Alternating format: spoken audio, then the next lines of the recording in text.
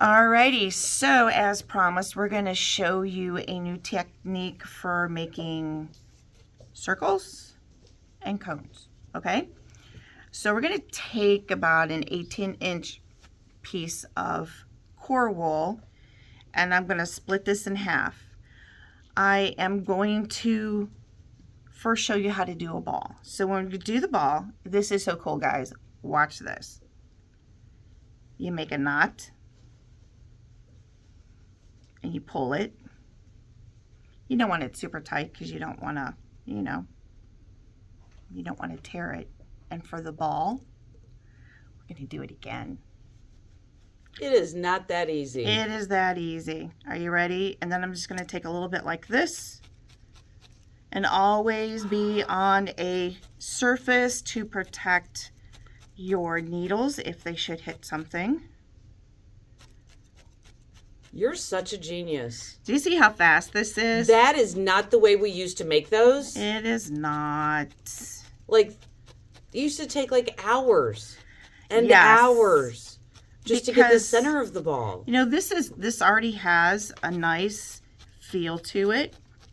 It has enough of a density in the middle that I don't have to sit there and roll all the air out. Doesn't matter. You still want to make sure that you go all the way around. You don't want to concentrate in one area. If you do, you're going to get a flat spot. You don't want a flat spot. So all I'm doing is needle felting and compressing and getting the air out of my fiber, because that's what felting does.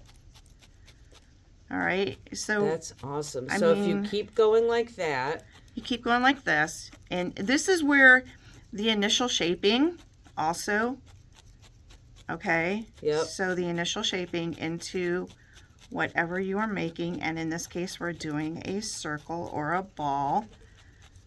Okay. I like how you're just kind of rolling it. Like you're literally just, you keep moving and moving and finding a new space. Yes. Like I said, you need to do that because you're going to find the puffy areas. You can see it. Yeah. This right here needs to be felted down. Okay. So you just keep doing that. And your hands are going to tell you where you need to be. Your eyes are going to tell you where the fiber's poking up. That kind of thing. All right. So once you get that down, all right, and this is where the pen style 3 needle tool is really going to be the best tool to use for this. And I have yet to hit my foam, but it's there to protect the surface just in case. Okay. And notice, guys, like while she is, moving decently fast, she's not going at lightning speed so that she does not puncture her fingers and need the first aid kit. Correct. Because this is big enough, I can hold it with my fingertips and just roll it around and be, away from it. There you go. That's the initial. Then I'm going to break it down. Now this is where you just start doing the original wrap it around, change directions, cover your ball. And if you do thin layers and needle felt down a thin layer at a time, you're going to keep your shape. You will needle felt faster, especially when you're doing shapes like this. And it'll be so much quicker to get your desired shape. It'll be so much quicker to actually create that for a dryer ball. Now, when I did this one, I did not do it this way. And it took me an hour to do. This is probably going to take half an hour to do. Like to fully finish it, yeah. The core is already so much bigger. Okay. Is it by doing those knots? By doing the knots. Okay. Yep. Wow. So there you go. So this here, and this is how quick you can make some of those basic shapes that you need to do, okay? So just keep rolling it and, sit in front of the TV, listen to music, don't look up because you don't want to stab yourself. But this is how you're going to quickly create That's awesome. any of those shapes that you need. So this just needs more work of doing and adding more fiber to get to this. This is a 3-inch ball when you measure it this way. but that's the dryer ball size, so a lot less if I wanted to do this. That's awesome. Now, to do a cone. You ready? So, same fiber. We're going to start with a knot. Less fiber this time. So now what I'm going to do is I'll leave half of it alone. And I'm going to take this and I'm just going to start rolling it and start that shape of a cone. And it's wrapped around your knot? It's wrapped around my knot. Okay. So there's the knot. Yep. There's the tail, the other half. Okay. So, you know, some people would call this free-form shaping, but most of your needle felting is free-form anyway. But you get to determine the shape. So now, instead of having a ball, I have that. You ready? Flip it around. Wrap it around the base, because the base is bigger than the top. So now I'm going to start defining this part here, okay? So I'm going to go like this, and I'm going to start shaping my bottom. I need a flat bottom for the cone to stand. And again, you're going to roll this around. Keep moving it, pick it up, move it to define that shape. Don't stay in one spot because you're going to get a flat edge if you do. This end we want flat. See, I'm already starting to shape the cone. That's awesome. Okay, look, I have a baby cone. So I'm going to take some more fiber. I'm going to split this in half because it's too much to use all at once.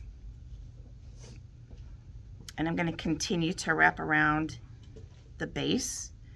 And now I'm going to start shaping the top of my cone like this. And you just keep adding. When you're wrapping that around towards the top, are you pulling tight or are you not pulling tight? I'm not pulling tight because I still want my fiber to be as thick as it is.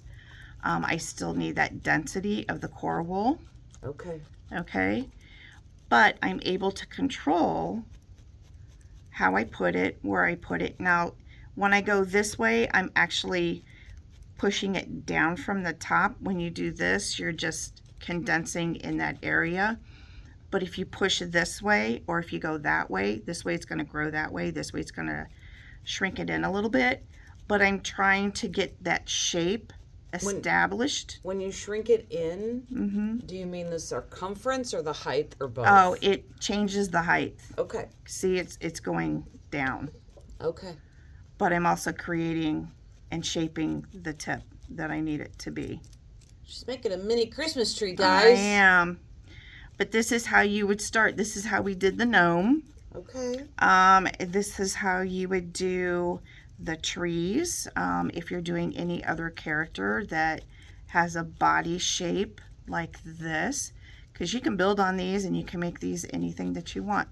But that's how you do it. And then you would just keep adding and condensing and getting it firm until it's like this. This is really firm. This is real squishy yet. It needs to be done more. Obviously, this is super soft. This is harder. Well, And not that's so much just that one, more this one. time felting, right? Correct. It's the exact same things you've been doing, just... You just add more fiber and Okay. continue to needle felt until it's as dense as you want it to be. I will tell you that if you're going to decorate or add a final layer of color, don't do it super hard because you won't be able to get that final layer or the colors in if you're going to be doing details, shapes, and colors. And when you get the final layers in, then you can compact it, right? Then you can do Okay. it to the point where you finish felting it so it's that smooth finish where the end goal is to get it so you don't see any holes from your felting needles. Okay. That's So- awesome. So there you go, guys. That is how you create those different shapes, and it's a lot quicker. It's more fun because you can get to the things that you want to do by doing your locks and your color detail and all that kind of stuff. So hopefully this has worked for you today. If you have any questions, don't hesitate to don't hesitate to reach out and ask us. Like and share, and always these short videos like this, they're references for you for anything that we teach here in the store, and hopefully they do the job when I'm not around. Okay?